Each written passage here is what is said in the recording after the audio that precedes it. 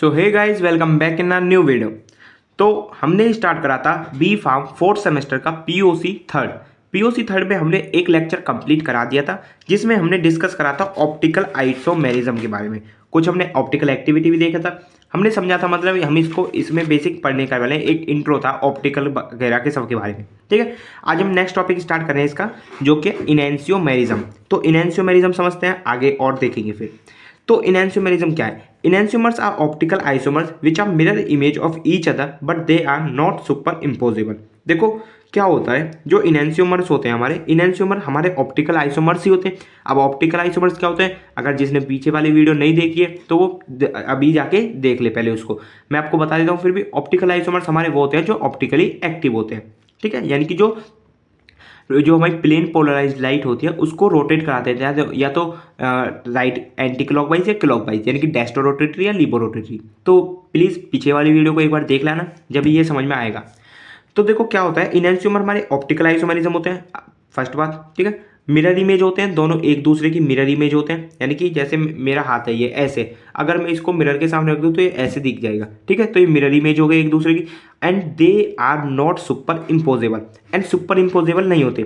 Super imposable का कहने का मतलब है, जैसे कि मैं दोनों हाथ को ऐसे ला रहा हूँ, अगर मैं दोनों हाथ को ऐसे रखूंगा तो सुपर इम्पोजेबल हो जाएगा। यानी कि ऐसे करूंगा तो ये नीचे वाला हाथ नहीं दिखेगा। ये होते हैं हमारे सुपर इम्पोजेबल। अगर मैं ऐसे करता हूँ, देखो ये कर लिया मैंने, तो इसमें दोनों हाथ दिखेंगे, तो ये होते हैं हमारे नॉट सुपर इम्पोजेबल। ठीक है, ध्यान रखना। अब आगे आपके समझ। तो ये हमारे दो कंपाउंड होते हैं, ग्लिसरॉल्डिहाइड है, इसके दो फॉर्म होते हैं, ए फॉर्म बी फॉर्म। ये है हमारा डेक्स्ट्रोरोटेटरी, है लिबोरोटेटरी। तो A and B are mirror image of each other. ये दोनों एक दूसरे की मिरर इमेज है। क्यों? क्योंकि देखो CHO CH2OH ये तीनों सेम है, और HOH बदल गई है पोजीशन बस, तो मतलब मिरर इमेज है। ठीक है, बट सुपर इम्पोजेबल नहीं है। तो यही होते हैं हमारे enantiomer. And the process of formation of enantiomer by rotation of 180 degree is called enantiomerism. अब इनका जो फॉर्मेशन होता है इनैंशियोमर्स का, रोटेशन पे होता है 180 डिग्री के पे, इसी को हम बोलते हैं इनैंशियोमेरिज्म। ठीक है, इसी प्रोसेस को हम बोलते हैं इनैंशियोमेरिज्म। द पेयर और इनैंशियोमर इज कॉल्ड इनैंशियोमॉर्फ। और जो इसका पेयर होता है इनैंशियोमर्स का, उसको हम इनैंशियोमॉर्फ भी कह देते हैं, एक साथ combine. Enantiomers have same chemical and physical properties like boiling point, melting point, solubility. देखो जो भी हमारे इनैंशियोमर्स होते हैं ये दोनों एक ही चीज़ तो है, तो दोनों का same chemical property, same physical property होगी, सेम बॉइलिंग पॉइंट होगा, सेम मेल्टिंग पॉइंट होगा, सेम सॉल्युबिलिटी होगी। ठीक है, सब चीज़ सेम होगा। An enantiomer does not possess a plane और सेंटर ऑफ सिमेट्री। ये ना तो प्लेन ऑफ सिमेट्री दिखाते, ना ही सेंटर ऑफ सिमेट्री दिखाते। अब ये क्या होता है सिमेट्री वगैरह, ये हम आगे अभी थोड़ा सा डिस्कस करने वाले हैं, टेंशन मत लो। They have different specific rotation of plane polarized towards activity.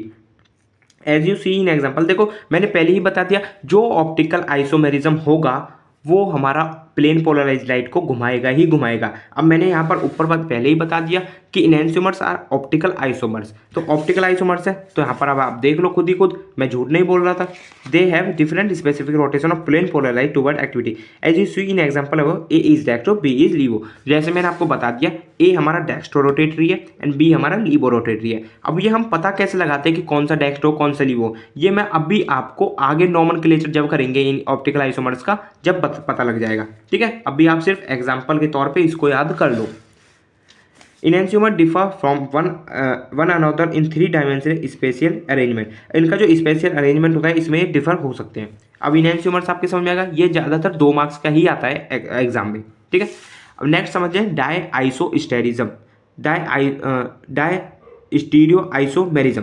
डायस्टीरियोमेरिज्म ये भी हमारा एक टाइप होता है ऑप्टिकल आइसोमर्स का ही, जो ना तो मिरर इमेज होता है एक दूसरे की, ना ही सुपर इम्पोजेबल होता है।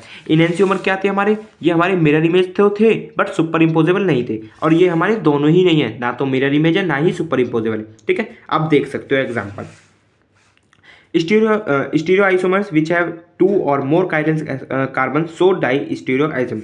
देखो जो भी हमारे स्टीरियो में 2 कायरल कार्बन एटम, यानी कि 2 कायरल कार्बन एटम शो करते हैं, वो हमारे होते हैं डाई स्टीरियो आइसोमेरिज्म। अब ये कायरल कार्बन क्या है, कायरल कार्बन अभी थोड़ा सा समझने वाले हैं हम नीचे, पर टेंशन मत लो, सब समझेंगे।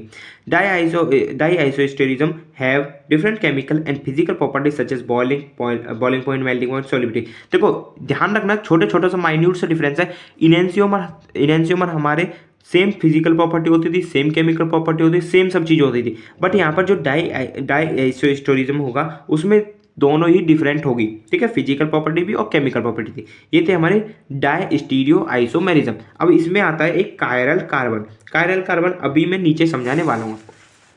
अब नेक्स्ट समझिए मीजो कंपाउंड। मीजो कंपाउंड समझ लो एक बार आप। अब meso compound is a stereoisomer which have 2 or more chiral center but it is optically inactive because it has an internal plane of symmetry. जैसे कि एग्जांपल ले लो आप टार्टरिक एसिड। देखो अब समझते हैं कि ये कायरल सेंटर कायरल कार्बन है क्या।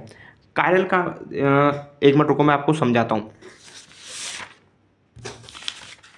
देखो जैसे ये कोई भी हमारा कंपाउंड है, ये हमारा सी है, बीच में कार्बन आपको पता ही है, ठीक है। यहाँ पर मान लो CH3, यहाँ पर OH, यहाँ पर H, यहाँ पर Cl।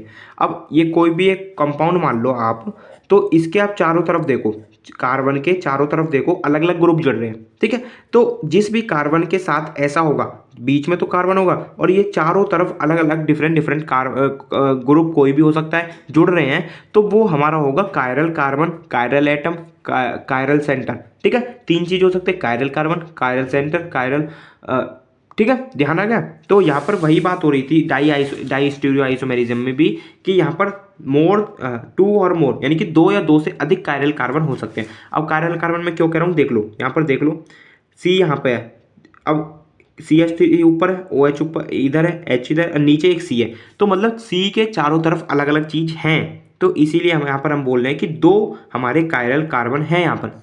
ओके, अब आ गया समझ। अब मीजो कंपाउंड हमारे क्या होते हैं, ये भी हमारा एक स्टीरियो आइसोमर होता है, यानी जिसके अंदर 2 और मोर कायरल सेंटर होते हैं, यानी कि भाई कायरल कार्बन होते हैं 2 या 2 से अधिक, बट ये होते हैं ऑप्टिकली इनएक्टिव। ऑप्टिकली इनएक्टिव क्यों होते हैं, क्योंकि इसमें होता है एक internal plane of symmetry. Internal plane of symmetry देखो ये रहा, ठीक है।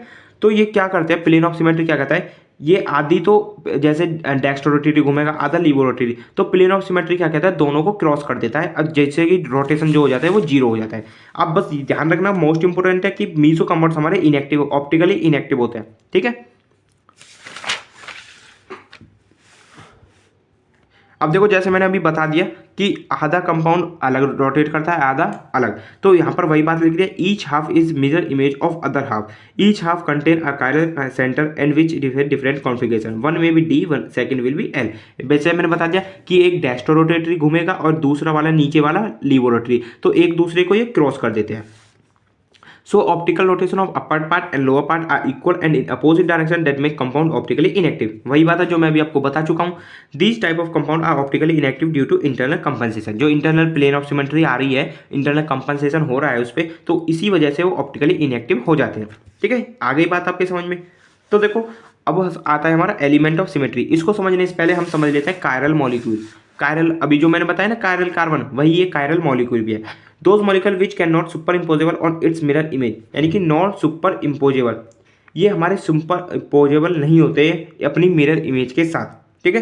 Chiral compound don't have plane और सेंटर ऑफ सिमेट्री, इसके अंदर ना तो प्लेन सिमेट्री होती है ना सेंटर ऑफ सिमेट्री होती है। Chiral object have a handedness like gloves और शूज, इसके अंदर जो एक प्रॉपर्टी होती है काफ़ी कठोर होते हैं, ठीक है।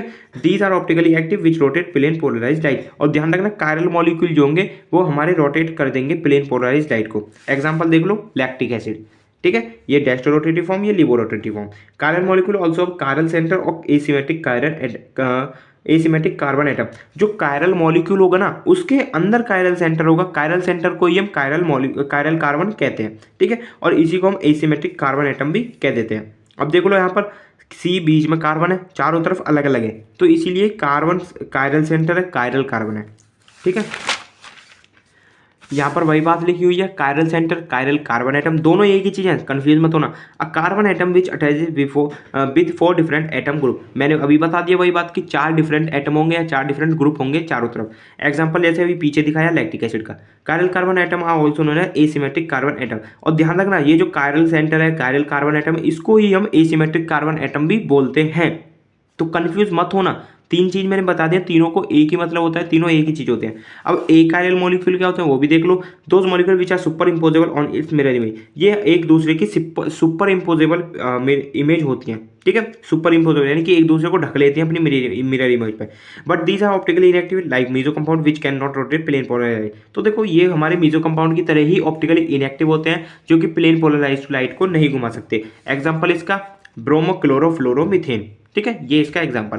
अब ये आपकी समझ में आ गया। अब थोड़ा सा इसको देख लो, elements of symmetry. In chemistry symmetry element is a point line of plane by which symmetry same two halves take place. देखो सिमेट्री कहने का क्या मतलब है, सिमेट्री कहने का मतलब है यानी कि डिवाइड कर देना।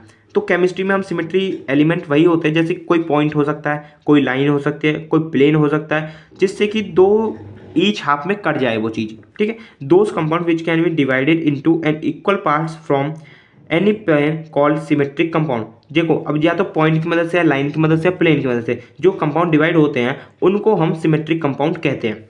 तो दो टाइप के होते हैं, प्लेन ऑफ सिमेट्री और सेंटर ऑफ सिमेट्री। तो प्लेन ऑफ सिमेट्री को समझ लेते हैं पहले।